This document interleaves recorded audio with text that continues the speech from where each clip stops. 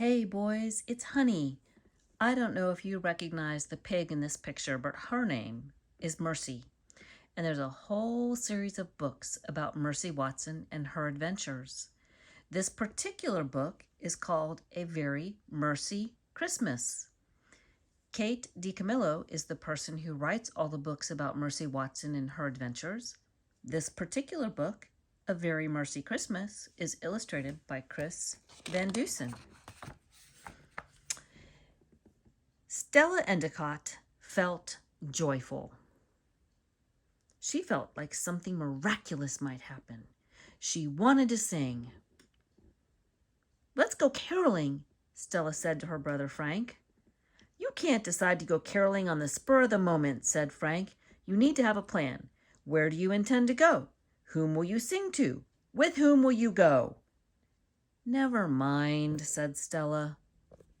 Frank was not very good at spontaneity. The Watsons, however, who lived 2 doors over, excelled at spur-of-the-momentness. That's another way to say spontaneity. Stella went down Deckawoo Drive and rang their doorbell. "Would you and Mr. Watson like to go caroling with me?" said Stella. "Well, right now Mr. Watson is very involved in attempting to make a fruit cake, and things have gotten the teeniest bit out of hand. Maybe Mercy would like to go with you?" "Can Mercy sing?" asked Stella.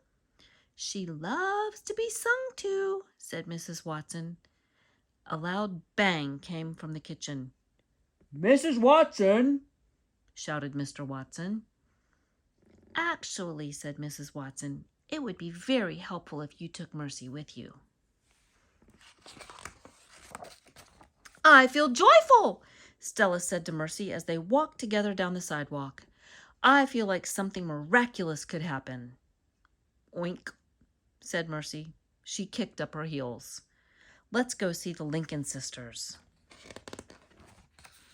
Unfortunately, Eugenia Lincoln, who was terrible at all things spontaneous, answered the door.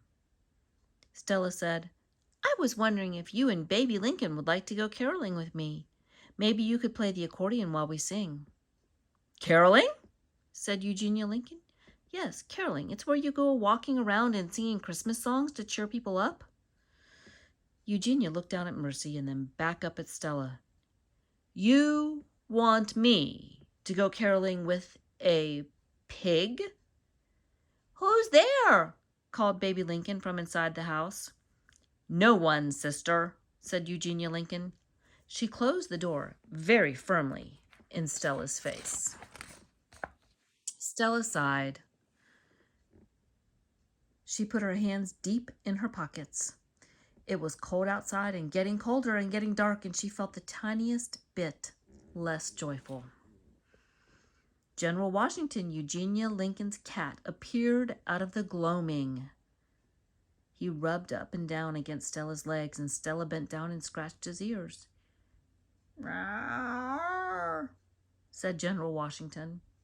"I have an idea," said Stella to the cat and the pig. "Let's see if Horace Broom wants to sing with us." Horace Broom was in the front yard of his house on Glockenspiel Drive. He was looking up at the sky through his telescope. "Would you like to join us in caroling, Horace Broom? Would you like to spread joy?" asked Stella. "Spread joy?" said Horace. "You can't spread joy. Joy isn't like butter. Besides, I'm busy. I'm researching planetary movement right now."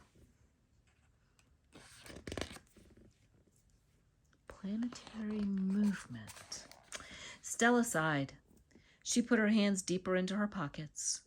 "Do you think there's just one person I can carol with? Or can one person carol?" Stella asked the pig and the cat as they walked on together in the darkness. "Oink," said Mercy. "Meow," said General Washington. "Okay, I'll try," said Stella. She began to sing Joy to the World. She sang at the top of her lungs. She sang with as much joy as she could muster. The pig looked over at Stella, and then she put her snout up to the stars and let out a strange sound. It was not an oink. It was not a squeal. It was a noise full of hope and wonder and longing. It was almost melodious. "Mercy," said Stella, "you're caroling." The pig kept singing. General Washington threw his head back and let out a long meow.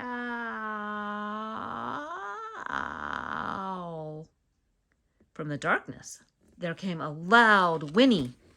"Maybelline, what are you doing here?" asked Stella. The horse let out another whinny. "Where's Leroy Ninker, the cowboy of your heart? Let's sing for him while we search." Stella sang "Deck the Halls," and the pig and the cat and the horse sang along with her. It was very loud and very joyful, and not very musical. When they finished, the world was hushed and still and quiet. In the sudden quiet, Stella heard someone calling her name. "Stella! Stella!" Frank was walking toward her. Behind him were Mr. Watson and Mrs. Watson and Baby Lincoln and Horace Broom. And when they saw Stella, they all started to sing, "God rest ye merry gentlemen." Out of the darkness came a happy whoop. "I'm a merry gentleman," shouted Leroy Ninker, "for I have found my horse." He put his hat over his heart and started to sing. Stella joined in, and so did the pig and the cat and the horse. When the song was done, Horace Broom said, "Did you know that there's such a thing as the music of the spheres? It's the song the universe makes, the sound of the planets and the stars as they move together. That's the theory, at least." Baby Lincoln said, "I feel as if I can hear that music sometimes." "Yippee-i-oh," said Leroy Ninker in a quiet voice. "I'm very hungry," said Mr. Watson. "I'm afraid to say that my fruitcake didn't turn out very well." "Well, there's always toast," said Mrs. Watson. "I could make us all some toast." And Mercy winked very loudly. They walked back together to Deckawoo Drive. Leroy Ninker led Maybelline. Stella and Horace walked beside the horse. "The stars are brighter than they were," said Stella to Horace Broom. "I think we made them brighter by singing together." "Nope," said Horace. "It's just that it's darker now. They seem brighter." "Maybe," said Stella. "Should we sing some more?" asked Mrs. Watson. Eugenia Lincoln stood in the lighted doorway of her house with her accordion. She watched them all come toward her. Softly, joyfully, she began to play Silent Night. The accordion music reached all the way up to the listening stars. "I knew something miraculous was going to happen," said Stella quietly to herself. They stood together, and above their heads, above Deckawoo Drive, above the tired and hopeful earth, stars were shining, shining, shining down. And then it looks like they had toast together. What do you think? The end.